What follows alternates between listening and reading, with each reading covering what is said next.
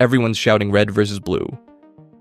But the real difference between a city that survives financial crisis and one that spirals into chaos, it's not politics, it's structure. Today we're breaking down 12 overlooked reasons some cities collapse hard during recessions while others barely flinch, and most of them have nothing to do with who's in office. And hey, if you're into deep dives like this, the kind built on real research, not recycled outrage, consider subscribing. But only if that's your thing. Let's get into it. Number 12, ideology over infrastructure. When optics replace operations. One of the biggest weaknesses of blue-run cities is the tendency to prioritize ideological optics over operational reality. Instead of investing in the boring essentials, sewers, water lines, transit reliability, road maintenance, they pour money into symbolic projects that photograph well but collapse under stress. Look at Oakland. Between 2020 and 2023, the city spent over $100 million on community transformation and equity initiatives, while delaying water system repairs engineers had flagged as urgent years earlier. In 2024, a single storm burst an 86-year-old pipe and flooded neighborhoods because the city simply didn't have funds left for basic infrastructure. Or Philadelphia, where more than 80% of public schools report asbestos, lead, or HVAC failures. Yet millions are allocated to gender-neutral bathrooms and anti-racism training modules. Optics, not outcomes. And in Minneapolis, leaders cut $8 million from police staffing under post-2020 pressure, even as 911 response times hit 14-minute delays. Crime rose, property values dipped, and the city had to rehire retired officers at bloated overtime rates. It wasn't strategy. It was ideology steering critical services. Here's the real danger. These decisions often go unnoticed during good economic times because tax revenue is rising. But when a financial crisis hits, the consequences hit all at once. Failing pipes, collapsing transit systems, delayed emergency services, and no fiscal cushion left because funds were already spent elsewhere. Blue cities don't fail because they're blue. They fail because ideology takes priority over infrastructure, and infrastructure is what actually keeps a city alive when the economy turns to fire. Number 11, unsustainable generosity. The public pension time bomb. Most people think recessions are just about job losses and market dips. But for many blue cities, the real collapse begins with pensions. Promises made decades ago that can't possibly be paid. Take Chicago. It has over $35 billion in unfunded pension liabilities, more debt than 44 entire states. That's not mismanagement, that's fiscal suicide. Nearly 80% of property tax revenue goes just to fund pensions. Not schools, not safety, not services, just debt from the past. San Francisco is worse than it looks. Its pension system assumes a 7.4% annual return on investments, during a time when even bonds barely yield 3%. When markets dip, liabilities skyrocket, and taxpayers are on the hook. And yet, they keep expanding benefits. In Los Angeles, over 20,000 retirees now collect six-figure pensions, including some retired at age 55. During a downturn, when tax revenues collapse, these checks still go out, while cities are forced to cut actual operating budgets just to stay solvent. What makes this dangerous is that pension obligations are non-negotiable. You can slash departments, lay off workers, cut projects, but pension checks, you have to pay them. Courts have made that clear, and when recession hits, you're now using shrinking revenues to fund promises made 30 years ago, with no room left to fix broken systems in the present. This isn't political. Red cities have pension problems too, but blue cities, especially union-heavy ones, wrote the biggest checks. And now they're the ones with the deepest holes. Because when the crash comes, generous promises become fiscal anchors, and a city that can't break even doesn't survive. It spirals. Number 10. Fragmented governance when no one's actually in charge. Most people think a city is run by a mayor and city council. Simple, logical. But in many collapsing blue cities, the reality is chaos. Overlapping agencies, conflicting mandates, and nobody with total control when crisis hits. Let's talk about Detroit. When it filed the largest municipal bankruptcy in US history in 2013, most of the $18 billion debt wasn't from reckless spending. It was from a broken governance structure. The city had over 100 different authorities with taxing power, none coordinated. Water, transit, schools, housing, each controlled by separate boards, each with political turf to protect. So when Detroit needed to cut spending or redirect resources to save itself, it couldn't. The mayor couldn't make decisions across systems. Every department was a fiefdom. That's not mismanagement, it's structural paralysis. Same thing's brewing in Philadelphia. Dozens of special districts control slices of the budget. The school district is technically separate. The housing authority answers to HUD. The port authority reports to the state. When a financial crisis hits, you don't get unified action. You get blame games and gridlock. Even in progressive Portland, governance is divided across 5 city commissioners, each overseeing their own bureau. In a recession, that turns decision-making into 5 separate fiefdoms, with no central leadership able to make urgent, citywide calls. Governance fragmentation kills resilience. When commercial real estate crashes and tax revenue evaporates, a city needs to pivot, fast. But if the mayor can't touch transit, can't redirect police, and can't override a failing housing agency, then no one's steering the ship. The result? Waste, delays, turf wars, while basic services collapse. And here's the truth no one talks about. This problem has no ideology. Blue cities tend to have more layers because of historical union deals, legacy programs, and state interventions. But red cities with strong local control often suffer the same siloed dysfunction. The variable isn't ideology, it's design. In a crisis, complexity becomes fragility, and cities that can't act with one voice fall the hardest, no matter who they vote for. Number 9, single industry economies. When one collapse becomes total collapse. If your city relies on one dominant industry to fund everything from schools to sidewalks, you're not resilient. You're exposed. And in many blue cities, especially coastal or post-industrial ones, that's exactly the trap they walked into. Take San Jose, California, heart of Silicon Valley. It built its tax base on tech. Property taxes from campus expansions, sales taxes from booming incomes, and commercial real estate leases feeding the city budget. But tech is now cutting jobs, slashing office space, and automating aggressively. Layoffs at Google, Meta, and Cisco don't just hit workers, they gut the city's financial model. Or look at Baltimore. The port and legacy manufacturing once carried the economy. When global shipping patterns changed and domestic manufacturing declined, the tax base vanished. The city never diversified. And now, it's locked into service sector dependence with low wages and shrinking upward mobility.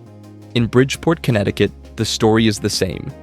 It once had a thriving industrial base. When factories closed, nothing replaced them. Today, Bridgeport has one of the lowest labor force participation rates in the region and one of the highest property tax rates because the few people left are carrying the cost of an entire collapsed economy.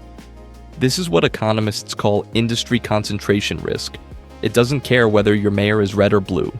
It cares about whether your city has multiple income engines, or just one brittle one. Compare that with Raleigh, North Carolina, or Columbus, Ohio. These cities blended tech, healthcare, education, and logistics.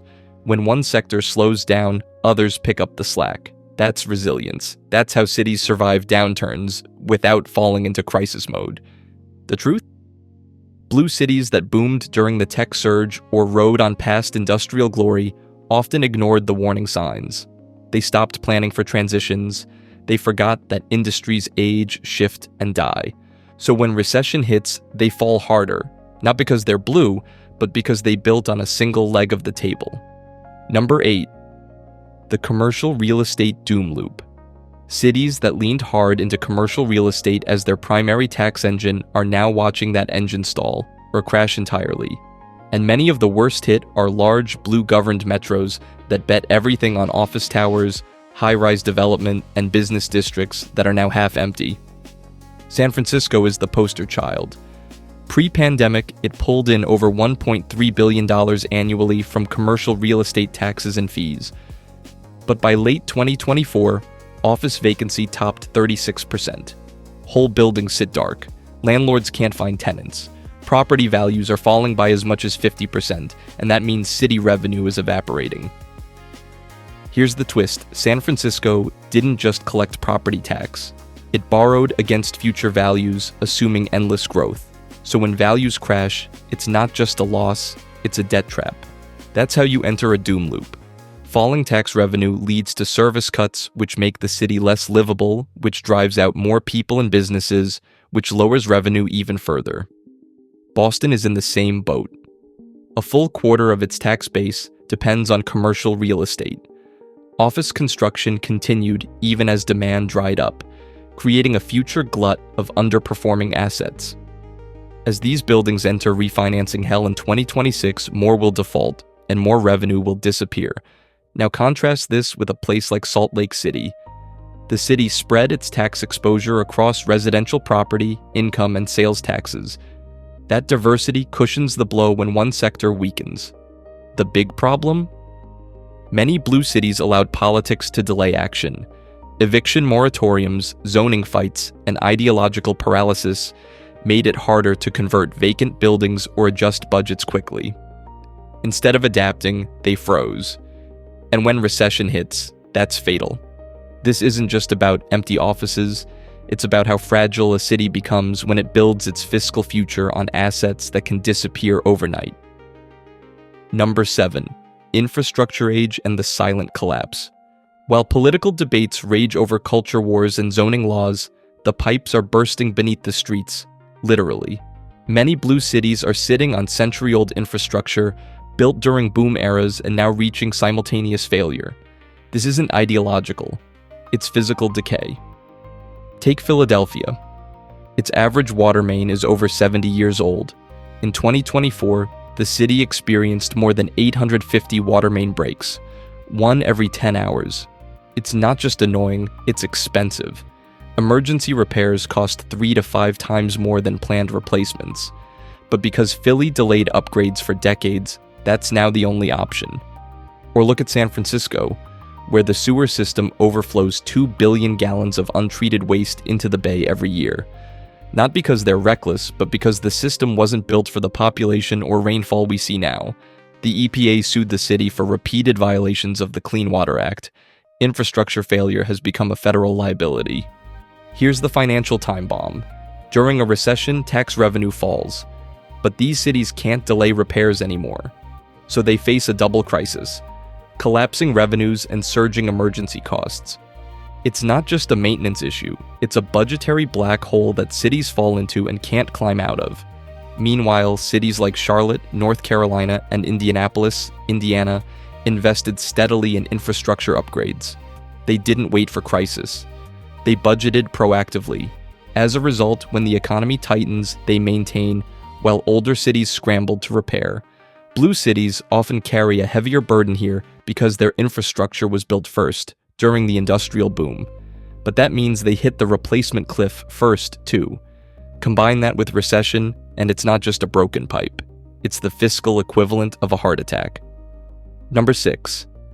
Industry life cycles and the inescapable decline.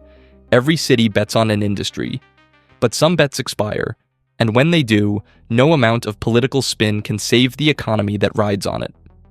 Detroit once defined American manufacturing, but the auto industry has undergone massive automation and globalization. Today, 40% fewer people are needed to build more cars than ever. Detroit's decline isn't about politics. It's about betting on a sunsetting industry and not transitioning fast enough. But this isn't just Rust Belt history. It's present-day risk for San Jose, California, the tech capital. With AI eliminating white-collar jobs at record speed, San Jose's over-reliance on big tech suddenly looks fragile. If layoffs continue and remote work sticks, office vacancies spike, tax revenues fall, and the entire regional economy slows. That's not ideology, it's industry concentration vulnerability. Blue cities often get hit harder because they attract high-growth, high-risk sectors like media, tech, biotech, and creative industries. These sectors scale fast, but also downsize brutally during downturns. Meanwhile, red cities with logistics, energy, or industrial bases may face less upside during booms, but they often experience slower, shallower collapses. Some cities successfully pivot. Pittsburgh transitioned from steel to education and healthcare. Greenville, South Carolina moved from textiles to advanced manufacturing. But others, like Cleveland, clung too long to shrinking sectors and now have aging workforces, underused infrastructure, and hollowed-out downtowns. When recessions hit, cities without viable replacement industries spiral. It's not red versus blue, it's adapted versus stagnant. And once an industry's life cycle ends, the city built around it has two choices: transform or collapse. Most wait too long to decide. Number 5. Recession resistance versus recovery speed. Some cities get hit hard during recessions but bounce back fast. Others get stuck in decline for decades. The difference isn't who runs them, it's what's under the hood. Take Salt Lake City. During the Great Recession, it saw a quick spike in unemployment, but then rebounded with force. Why? It combines government stability, a diversified private sector, and high labor participation. No single industry dominates. It's not politically flashy, but structurally, it's strong. Now contrast that with Baltimore. Despite recent gains, its recovery from 2008 took nearly a decade. Why? Concentrated poverty, high crime, and declining population made each rebound weaker than the last. Jobs returned nationally, but not locally. Tax revenue stayed flat while costs rose. It's not about partisanship, it's about recovery fundamentals. Economic research backs this up. Cities with higher education levels, lower cost of living, and strong regional anchors like universities or military bases recover faster. For instance, Lincoln, Nebraska maintained sub-5% unemployment in 2009. That's because public sector jobs stabilized incomes while the private economy retooled quickly. Blue cities like Seattle or San Francisco often have fast-growing economies, but when a crash comes, their high housing costs, dependence on volatile sectors like tech, and budget inflexibility make recovery harder. Red cities like Tulsa or Omaha may not experience the same boom, but they recover steadily due to simpler fiscal structures and broader affordability. The real divide isn't red versus blue, it's short pain versus long decline. Cities that can pivot quickly survive. Cities built around complexity, over-regulation, or outdated infrastructure tend to stay down. Recovery speed matters more than recession depth, and few city leaders, regardless of party, build for it until it's already too late. Number 4. Population decline and the death spiral dynamic. When a city loses population, its fiscal problems don't shrink, they grow exponentially. Roads, sewers, schools, and public services still need to be maintained. But the tax base footing the bill is smaller, older, and often poorer. That's the death spiral. Take St. Louis. In 1950, it had over 850,000 residents. Today, around 285,000. But it's still responsible for maintaining infrastructure built for nearly 1 million. The result? Sky-high per capita costs, deferred maintenance, and tax rates that drive even more people away. The same pattern plays out in Cleveland, Buffalo, and Gary, Indiana. These cities, once industrial powerhouses, saw manufacturing jobs vanish and populations flee. What's left behind are neighborhoods hollowed out with vacant lots, abandoned homes, and soaring service costs. Crime rises, schools close, services degrade, and as conditions worsen, more people leave. The spiral feeds itself. But here's what people miss. The spiral has nothing to do with politics. Detroit shrank under both Democratic and Republican leadership. So did Flint. What matters is whether cities adapted fast enough to replace lost economic engines. Most didn't. In contrast, Pittsburgh reversed its decline by embracing eds and meds, healthcare and universities, rather than clinging to steel. It didn't grow fast, but it stabilized. Chattanooga, Tennessee rebuilt its downtown, invested in gig-speed internet, and slowed population loss. Neither success was partisan, and they were structural. When population shrinks, fixed costs don't. The cities that fail to adjust, no matter who's in charge, end up in a feedback loop of tax hikes, service cuts, and middle-class flight. That's how decline becomes permanent. And in a financial crisis, these cities don't just decline further, they collapse. Number 3, the tax base composition trap.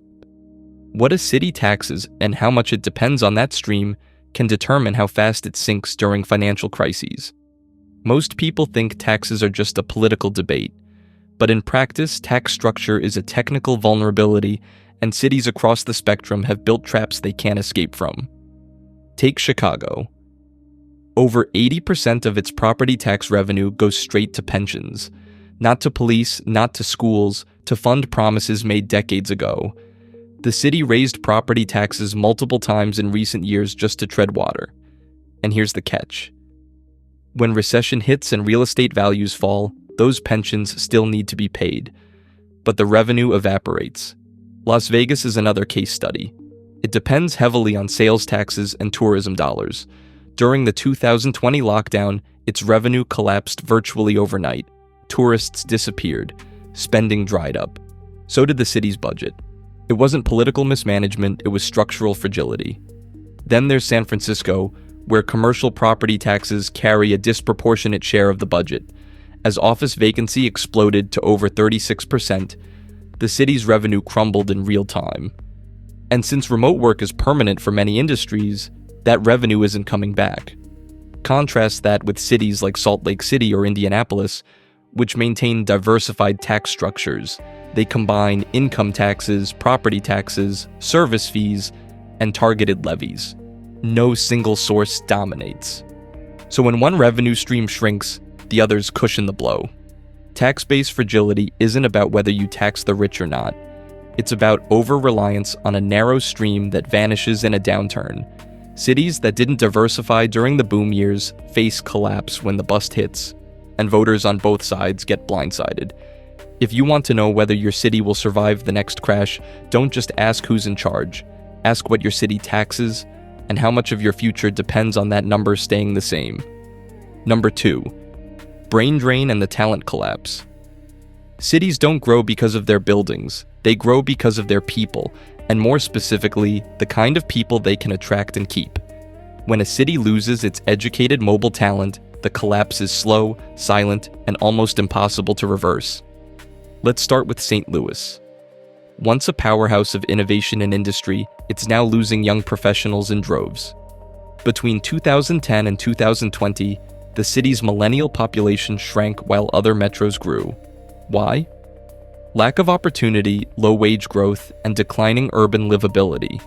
Talented people don't stick around for nostalgia. Hartford, Connecticut faces a similar brain drain. The city has some of the best universities in the country nearby, Yale, Trinity, UConn, but graduates flee almost immediately. Why? Because the city offers few competitive jobs, poor public transit, and a sense of economic stagnation. When talent leaves, businesses follow. It's a one-way street to obsolescence. Compare that to Raleigh, North Carolina, or Boise, Idaho, cities that actively built ecosystems for young professionals. Tech startups, co-working hubs, walkable neighborhoods, competitive salaries. These aren't giant metros, but they've punched above their weight by understanding that talent isn't just attracted, it's retained.